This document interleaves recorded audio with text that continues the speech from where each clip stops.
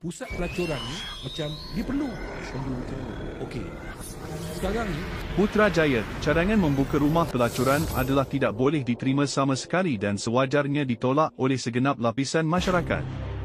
Menteri di Jabatan Perdana Menteri, Hal Ehwal Agama, Datuk Dr. Muhammad Naim Mokhtar berkata, cadangan diberikan adalah bertentangan dengan peruntukan Undang-Undang Sivil dan Syariah selain ia jelas bertentangan dengan prinsip-prinsip ajaran Islam serta maqasid Al-Syariah.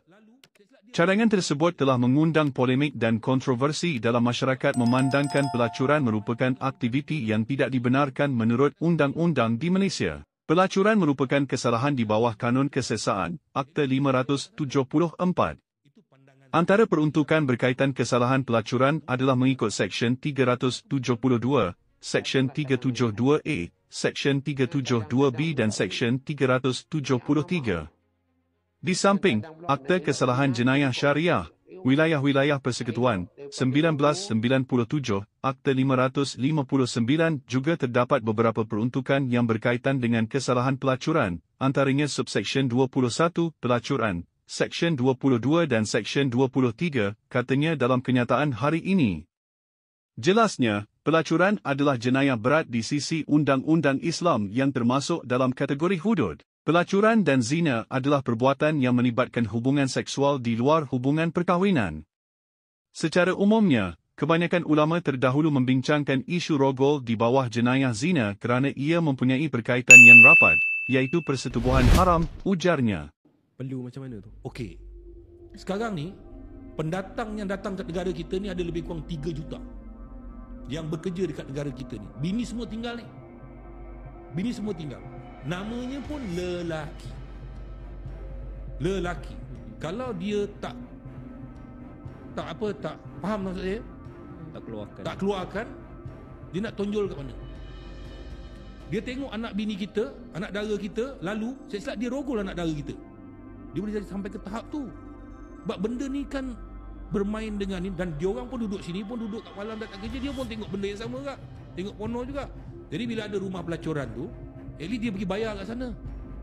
Itu pandangan saya peribadi, tapi engkau orang fikir sendiri lah. Mungkin aku salah. Tak setuju dengan apa yang Datuk Rosyamno cakap. Sebab kalau kata kita benarkan pusat-pusat pelacuran macam ni dibuka dekat Malaysia, benda tu sebenarnya akan buatkan moral masyarakat kita semakin jatuh dan semakin murah. Okey, aku faham Datuk Rosyamno mungkin cadangkan buka rumah pelacuran ni untuk non-Muslim. Tapi kita boleh tengok sekarang ni sebagai contoh clubbing. Kita tahu clubbing ni disediakan khas untuk non-Muslim, orang yang bukan Islam. Tapi berapa ramai kaum-kaum Muslim yang masuk juga dekat kawasan tu. Dan bila kita sebut pasal buka rumah pelacuran ni, kita ambil contoh Jepun lah. Dekat sana benda ni memang ada dan terbuka. Apa yang jadi? Tadi Datuk Rosyamno cakap kata pendatang asing datang ke Malaysia untuk bekerja. Dekat Jepun, penduduk dia terutamanya dekat bahagian bandar pun kuat bekerja untuk cari duit, untuk kumpul duit dan juga untuk survive. Tapi ramai juga antara dorang ni yang tamatkan riwayat sendiri. Maksudnya moral tak dapat nak diubah dan dorang pun masih tak dapat nak tenangkan diri dan dorang semakin jauh dengan Tuhan. Kita kenang balik pasal sejarah-sejarah para nabi. Sebagai contoh kaum Ad, bagi dorang perhubungan intim termasuk sesama jenis satu perkara yang biasa. Apa jadi pada kaum tu? Kedua, macam tadi aku cakap, kita jangan hipokrit dan kita in denial ataupun kita nak menafikan yang pusat-pusat macam ni memang dah ada dah, terutamanya dekat sekitar bandar. Ada yang secara terang-terangnya kita boleh tengok, sebagai contoh dekat Brickfield. Ada yang kau kena guna kod, ada yang kau kena message ataupun call orang tu dan dorang akan hantar pasangan ataupun someone untuk bersama dengan kau. Benda ni semua ada Datuk dan memang tak dibendung sangat pun. Adakah masih terjadi masalah sumber mahram dan juga kejadian rogol tu? Tujuan hidup kita dekat dunia ni bukan hanya untuk membiak saja, tapi untuk beribadah kepada Allah dan berusaha untuk bagi manfaat kepada manusia lain dan bukan sebaliknya Datuk. Apa yang berlaku ni kita susah nak hentikan. Maksud aku, tengok video biru ataupun tarik kehormatan orang lain. Ada sebahagian daripada kita tu memang ada keinginan macam tu. Tapi sebab tu kita ada panduan. Kita ada Quran dan hadis Datuk. Bukan tak boleh nak bagi cadangan ke benda semua ke, tapi sebagai seorang Muslim kita kena berpandukan Quran dan hadis ni dan juga kita kena sebarkan kefahaman tentang agama dan juga macam mana cara untuk kita bendung perasaan untuk berbuat maksiat ni. Fuad, dekat sini aku cuma guna contoh-contoh yang asas je dan selebihnya aku rasa lagi afdal untuk orang yang lebih berpengetahuan huraikan pasal apa yang diperkatakan oleh Datuk Rosyamno. Again, aku pun lelaki dan aku pun bernafsu bila kata aku tengok benda-benda yang sepatutnya ataupun tak sepatutnya, tapi macam mana pun aku takkan berani untuk bagi pandangan yang terang-terang bertentangan dengan Islam. Bukan nak kata hipokrit ataupun munafik, tapi inilah cabaran dan dugaan untuk kita, macam mana kita nak hindarkan diri kita daripada buat benda-benda maksiat. Dan Datuk sendiri pun cakap apa yang dicadangkan oleh Datuk sebenarnya tak boleh nak bendung apa-apa pun. Nombor satu lah, bila Datuk buat macam tu, adakah dia menyelesaikan masalah yang Takkan selesai. That's why dengan segala hormatnya, saya tak setuju dengan apa yang diperkatakan oleh Datuk. Dan akhir kata pepantun, anak kucing terlompat-lompat, bibik geram terus perambat. Kita buka sarang maksiat, pasti umat makin sesat. Cadanglah cadangan yang baik. Jangan cadang-cadang benda tak baik. Ini amal ma'ruf. Jangan cadang pula nak elok zina, kita buka rumah pelacuran. Orang tak nak elok daripada rogo, semua marang, buka rumah pelacuran. Kata ini cadangan tak baik. Tak bila pula kita nak larang kemungkaran dengan buat satu kemungkaran. Kita tambah kemungkaran, kita tidak mengurangkan, kita menambah. Oleh kerana ramai orang judi, jadi kita buka je pusat judi. Supaya apa? Kita dapat kawal judi-judi buah. Tak, judi ni ada, judi ni pun buat. Dan itu bukan solusi bijak. Dan itu kebodohan dalam agama dan syariat.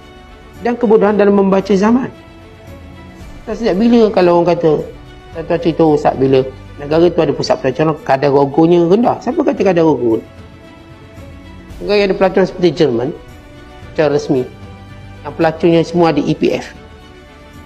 Lepas tu ada waktu kerja dan dapat cuti. Ini dianggap pekerja profesional pelacuran. Apakah bermakna pelacuran luaran tidak berlaku? Apakah rogo tak berlaku? Apakah ia berlaku sebagaimana biasa? Kerana kemungkaran tidak boleh dihentikan dengan kemungkaran. Tidak boleh dihentikan kemungkaran. Contoh rumah dah terbakar, naik alam api kita mau bakar lagi. Itu menambahkan kerosakan. Dia kalau dia orang Islam, dia tak akan bercakap macam tu.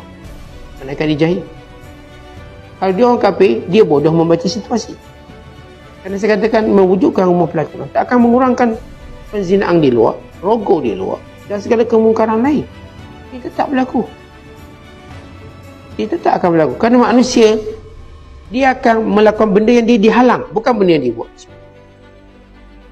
Tak ada orang hamba Allah. Dia langgang pelacur 500 orang. Ramai lah pelacur. Dia tetap ada cenderung untuk merogoh orang lain. Kalau dia boleh bayar, tak? Kenapa? Begitu nafsu. Nafsu ni dia suka buat benda yang dihalang. Benda yang haram sebagai ujian. Kalau dibuka ni pintu-pintu, awak boleh bebas. Apakah tidak akan ada berlaku rogo? Akan tetap berlaku. Sebab itu bila kita nak cakaplah benda baik-baik. Nak cadang-cadanglah benda baik-baik. Jangan cadang benda yang kita pun tak faham benda kita cadang. Hanya secara logik sebelah mata. Bukan secara mendalam.